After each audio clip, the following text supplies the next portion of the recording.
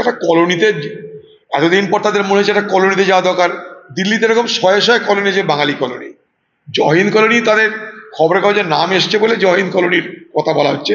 এই জহিন্দ colony forward ব্লকের নেতারা একসময় করে দিয়েছিলেন। দিল্লিতে এরকম হাজার হাজার বাঙালি কলোনি আছে। একটা কলোনিতে নাই বা গেলেন, আরো 100টা কলোনিতে যান না আপনারা, দেখুন প্রত্যেকটা কলোনির অবস্থা কি।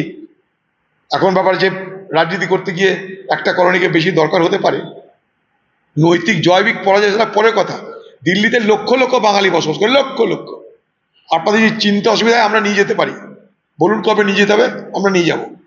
সেখানকার বাঙালি যারা বসবাসকারী তাদের অত্যন্ত দুরবস্থার মধ্যে তারা বসবাস করে, অত্যন্ত দুরবস্থার মধ্যে। আপনারা সেখানেও যান, জহিন্দ কলোনি ফরওয়ার্ড ব্লকের নেতারা তৈরি করে দিয়েছিল। কোনোদিন তো যাননি এখন পর্যন্ত, এখন খবরের কাগজে নাম উঠেছে, এখন যাওয়ার প্রয়োজন পড়েছে। অনেক বাঙালি আছে দিল্লিতে, লক্ষ লক্ষ বাঙালি বসবাস করে। তারা দরিদ্র, তারা গরিব, তাদের জন্য সহযোগিতা পৌঁছে দিন।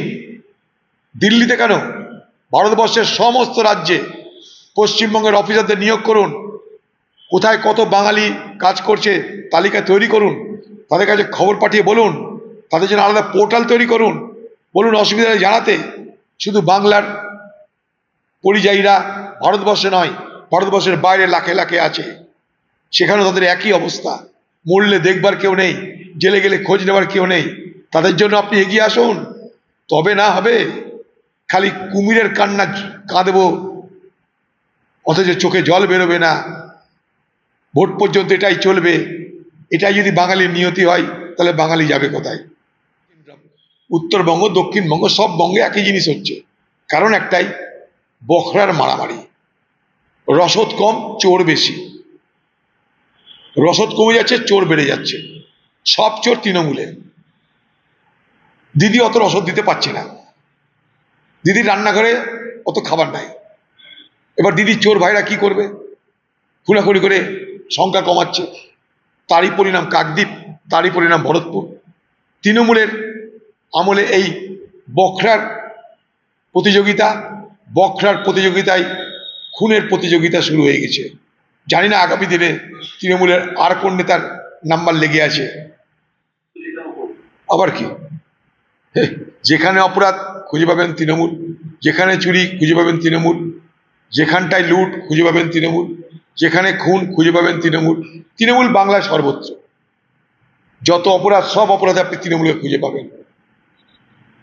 অপরাধী স্ত্রী, বাংলার মুখ্যমন্ত্রী আরেকটা প্রকল্প চালু করতে পারেন, অপরাধীর স্ত্রী। তবে বাংলায় যে নারী পাচার হয় এটা আমরা সবাই জানি। শুধু নারী পাচার নয়, এই বাংলার মানুষের দারিদ্রতার সুযোগ নিয়ে, অভাবের সুযোগ নিয়ে নারী পাচার, শিশু পাচার, মানব দেহ পাচার অর্থাৎ কিডনি পাচার, সব এখান থেকে চলছে। জাল টাকা, জাল ওষুধ, মাদক, সমস্ত কিছুর বাণিজ্য এখানে চলছে। কারণ একটাই, এখানে রক্ষক, সে ভক্ষক। ফলে এই নারী পাচার এবং সেই সুবাদে নারীদের উপর নির্যাতন বাইরে, এটা স্বাভাবিক নিয়মেই হতেই থাকবে। বহু নারী এই বাংলার, আরব দুনিয়ায় পর্যন্ত পাচার হয়, জেনে রাখুন আপনারা। আরব দুনিয়াতে পাচার হয় এই বাংলার নারী, এই বাংলার শিশুরা। কোন দিনা মমতা ব্যানার্জি নিজেই পাচার হয়ে যায় বাংলা থেকে। সবই পাচার হয়েছে, ওদের মুখ্যমন্ত্রীরা পাচার হয়ে যায়। ভালো তো, চিড়িয়াখানার পাশে নবান্ন, ওখানে দেখবেন মমতা ব্যানার্জি নিজেই পাচার হয়ে গেছে।